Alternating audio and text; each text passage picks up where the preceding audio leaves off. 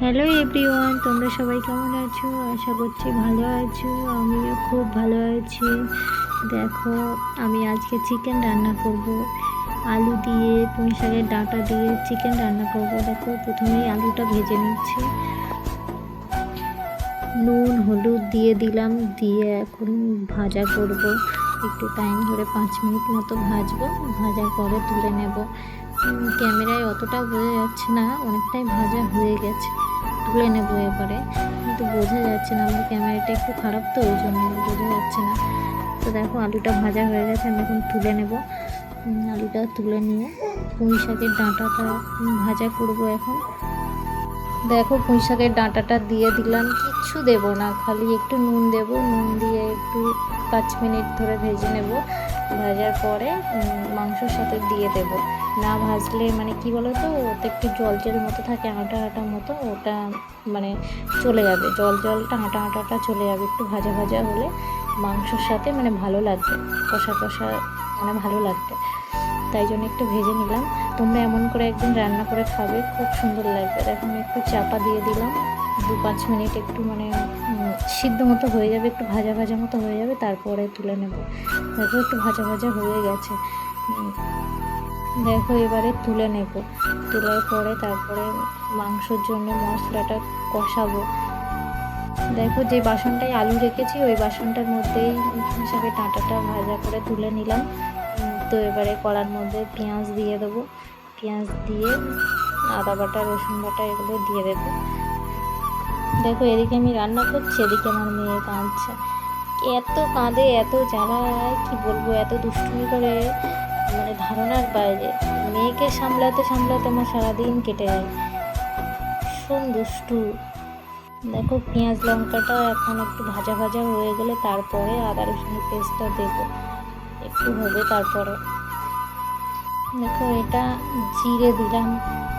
জিরে জিরে শুকনো লঙ্কা দিলেও হয়, কিন্তু আমরা শুকনো লঙ্কা খাই না, ওই জন্য দিইনি। কটা কাঁচা লঙ্কা ছিল তো ওটাই দিলাম পেঁয়াজের সাথে, আর কটা তেজপাতা দিলাম, দিয়ে নেড়ে ছেড়ে এবারে একটু আদা রসুনের পেস্ট দেবো।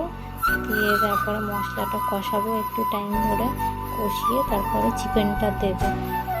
দেখো, আমার মেয়েটা এখনও কাঁদছে, কি বলবো, ভীষণ কাঁদে। দেখো, একটু টাইম ধরে কষিয়ে নেব। কষিয়ে কষিয়ে কষিয়ে তেল ছেড়ে দেবে, তখন দেখো একটু টমেটো দিয়ে দিলাম। আবার একটু নেড়ে চেড়ে ভালো করে একটু নুন, লঙ্কার গুঁড়ো, একটু হলুদ দিয়ে দিলাম। দিয়ে অনেকক্ষণ ধরে নেড়ে চেড়ে তারপরে কষাতে হবে, অনেকক্ষণ কষিয়ে তারপরে তেল ছেড়ে দেবে, তখন চিকেনটা দেবে। এখন এটা জিরের গুঁড়ো দিলাম। কালকে তো ভোট, কে কে ভোট দিলে আমাকে জানাবে কমেন্টে। আজকে তো 28 তারিখ, কালকে 29 তারিখ, 29 তারিখেই ভোট গ্রামের দিকে। তো কে কে ভোট দিলে আমাকে জানাবে। যেহেতু আমরা বাইরে আছি, আমাদের তো ভোট নেই, আমরা ভোট দিতে পারবো না, বাইরে আছি। তো তোমরা বাড়িতে গেছো, অনেকেই এখান থেকেও বাড়িতে গেছে, ভোট দেওয়ার জন্যেই গেছে। দেখো, এবারে আমি চিকেনটা দিয়ে দিলাম, অনেকক্ষণ কষিয়ে নিলাম। কষানোর পরে চিকেনটা দিয়ে দিলাম। চিকেনটা দিয়েও কষাতে হবে অনেক টাইম ধরে।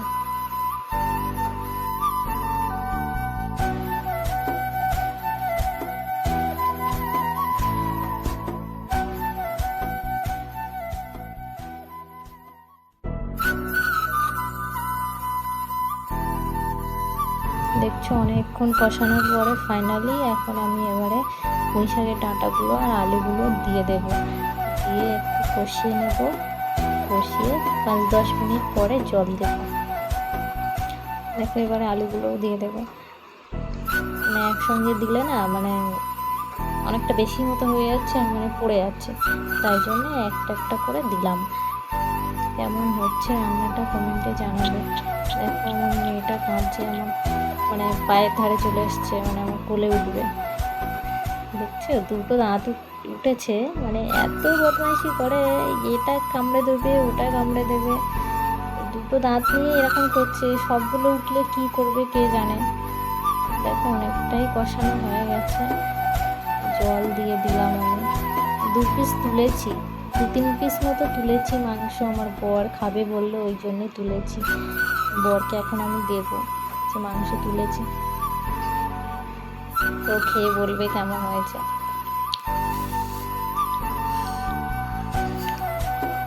বলো কেমন হয়েছে।